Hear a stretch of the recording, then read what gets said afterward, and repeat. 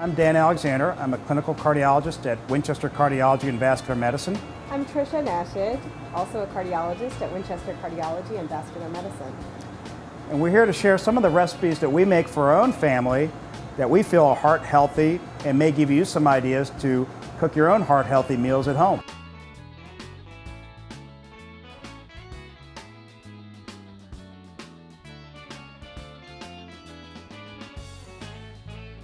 I am going to make a heart-healthy chicken and bok choy soup.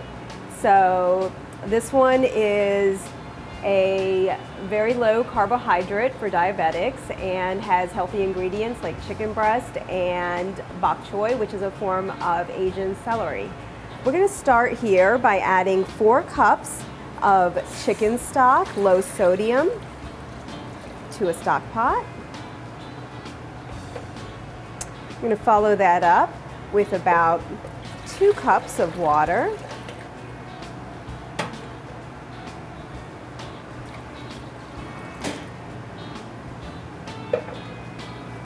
And give that a stir. To that, I'm going to add about a pound of chopped chicken breast. I went ahead and chopped it to about a 1-inch dice, or whatever size would seem good for you in a soup, and we just add that right in. Give it a stir. Next, I'm going to add some Asian types of spices, some garlic, ginger, celery. This is about 2 stalks of celery. This looks like a little bit more than 2 scallions, so we'll just add about half of that in there. Give it a stir.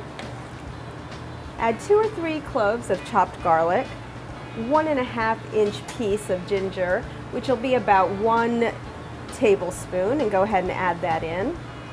Don't like spicy food, you can omit the jalapeno.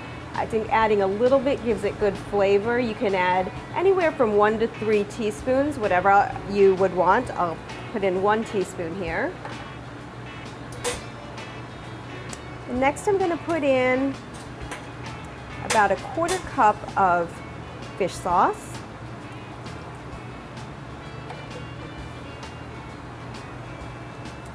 We'll just bring that to a boil until the chicken is cooked through.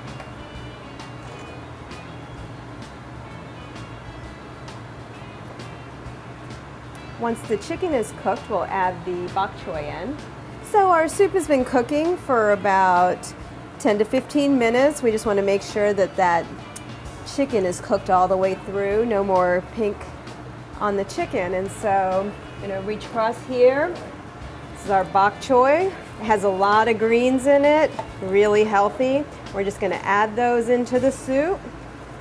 Cook them for just a minute or 2 until they're wilted.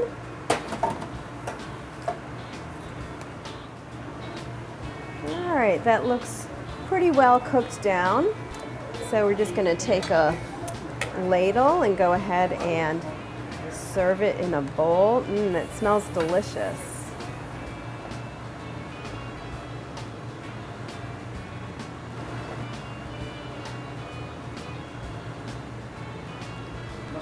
I think it's the fish sauce combined with the chicken broth that really brings out that umami type flavor in the dish.